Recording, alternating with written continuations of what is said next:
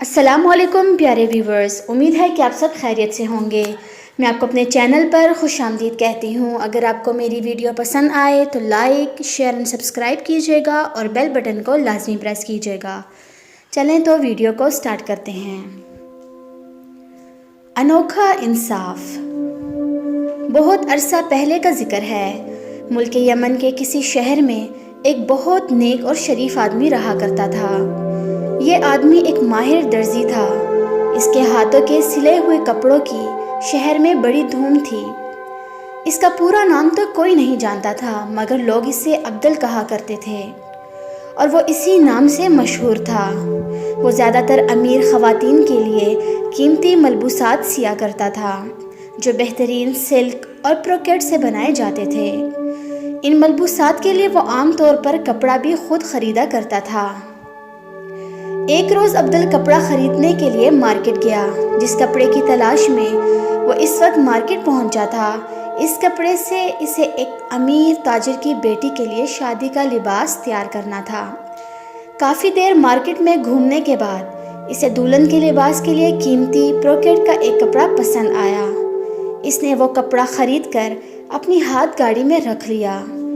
یہ ہاتھ گاڑی لکڑی سے بنی ایک ٹرالی نما چیز ہوا کرتی تھی، جس میں لوگ اپنا سامان خرید کر رکھتے تھے۔ ہاتھ گاڑی میں کپڑا رکھنے کے بعد عبدل اپنی پسند کا کوئی دوسرا کپڑا تلاش کرنے لگا، مگر جب وہ دوسرا کپڑا خرید کر اپنی ہاتھ گاڑی کے جانب مڑا تو اپنی جگہ سے غائب تھی۔ عبدل نے ہر طرف اپنی ہاتھ گاڑی ڈھونڈی، مگر اس کا کہیں نام و نشان نہیں تھا۔ وہ خوب چیخا چلایا، راہ چلتے لوگوں سے پوچھا، مگر کوئی اس کی گاڑی اور اس میں رکھے ہوئے قیمتی کپڑے کے بارے میں کچھ نہ بتا سکا۔ چوری کی خبر مارکیٹ سے ہوتی ہوئی سارے شہر میں پھیل گئی۔ کچھ ہی دیر بعد ہر ایک شخص اس چوری کے بارے میں باتیں کر رہا تھا کہ آخر یہ کام کس کا ہو سکتا ہے۔ عبدل کو اداس اور پریشان دیکھ کر اس کے چند دوست شہر کے مشہور قاضی عمر کریم کے پاس پہنچ گئے۔ عمر کریم کے انصاف کا چرچا دور دور تک تھا۔ وہ حیرت انگیز طور پر مشکل سے مشکل مقدمے کا حل ڈھونڈ نکالتا، لہٰذا اس کی ذہانت کے سب قائل تھے۔ عمر کریم نے عبدل کو عدالت میں بلایا اور اس کی زبانی چوری کی پوری تفصیل سنی۔ ساری باتیں انتہائی غور سے سننے کے بعد قاضی عمر کریم نے ان تمام لوگوں کو عدالت میں پیش ہونے کا حکم دیا، جو چوری کے وقت عبدل کے ساتھ مارکیٹ میں موجود تھے۔ ان میں مارکیٹ کے دکانداروں کے ساتھ ساتھ عام خریدار بھی شامل تھے۔ جب تمام لوگ عدالت میں پہنچ گئے تو قاضی عمر کریم نے عدالت کی کارروائی شروع کی۔ کارروائی شروع کرنے سے پہلے اس نے اچھی طرح اس بات کی تسلی کر لی تھی کہ تمام افراد وہاں پہنچ گئے تھے یا نہیں۔ سب لوگ عدالت کے کمرے میں ادب کے ساتھ خاموش بیٹھے تھے، کیونکہ وہ سب قاضی کا بڑا احترام کرتے تھے اور جانتے تھے کہ وہ اس وقت مقدمے پر غور و خوض کر رہا تھا۔ قاضی نے خاموشی کے ساتھ باری باری ان سب کے چہروں پر ایک نظر ڈالی اور چند لمحوں کے بعد عدالت کے باہر کھڑے سپاہیوں کو بلایا۔ سارے سپاہی فوراً ہی قاضی صاحب کے سامنے حاضر ہو گئے۔ قاضی نے ان سپاہیوں کو حکم دیا کہ مارکیٹ کے باہر چوک میں لگے محافظ سپاہی کے مجسمے کو گرفتار کر کے یہاں لاؤ، کیونکہ اس نے اپنی ڈیوٹی انجام نہیں دی ہے۔ اس کی موجودگی میں چوری کیسے ہو گئی؟ تمام سپاہی حیرت سے قاضی کا منہ تکنے لگے۔ بالآخر ان میں سے ایک نے ہمت کر کے کہا، جناب، آپ ایک پتھر کے مجسمے کو گرفتار کرنے کا حکم دے رہے ہیں؟ ہاں، قاضی نے فیصلہ کن لہجے میں کہا۔ فوراً اس حکم کی تعمیل کرو۔ سپاہی حکم کی تعمیل میں روانہ ہو گئے اور چوک میں نصب محافظ سپاہی کے مجسمے کو رسیوں سے باندھ کر عدالت میں اٹھا لائے۔ عدالت میں موجود لوگ مجسمے کو رسیوں سے جکڑا دیکھ کر ہنسنے لگے اور ایک دوسرے سے سرگوشیاں کرنے لگے کہ شاید قاضی پاگل ہو گیا ہے۔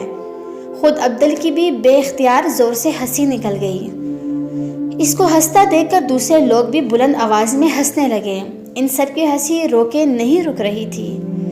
قاضی چند لمحوں تک خاموشی کے ساتھ سب کو دیکھتا رہا، پھر وہ اپنی جگہ سے کھڑا ہو گیا اور بلند آواز میں حکم دیا، خاموش، عدالت کی کارروائی شروع ہو چکی ہے۔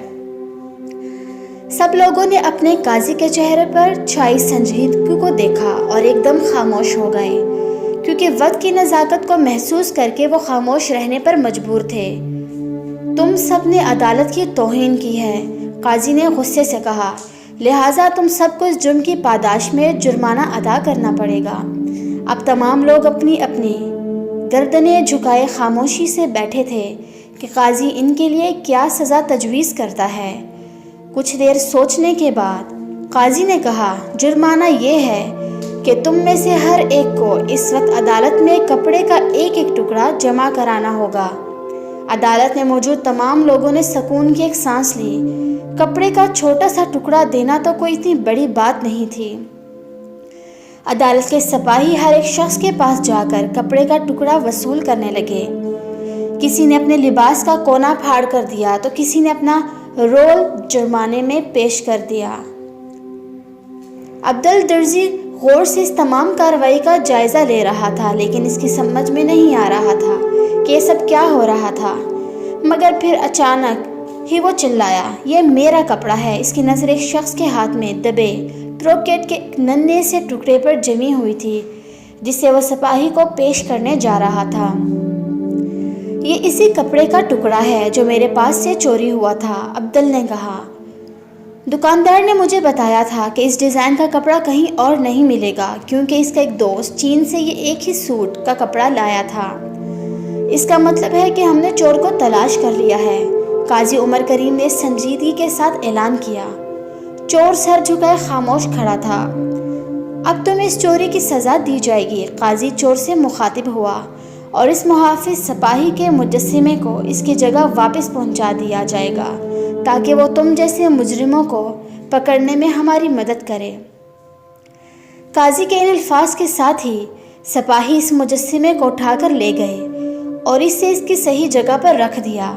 کہتے ہیں کہ آج بھی اس مجسمے کے گرد کچھ بوسیدہ سی رسیاں بندھی ہوئی دیکھی جا سکتی ہیں۔ اگر آپ کو میری ویڈیو پسند آئے تو مزید ایسی دلچسپ کہانیوں کے لیے ہمارے چینل کو سبسکرائب کریں، لائک کریں اور شیئر کریں۔ اللہ حافظ۔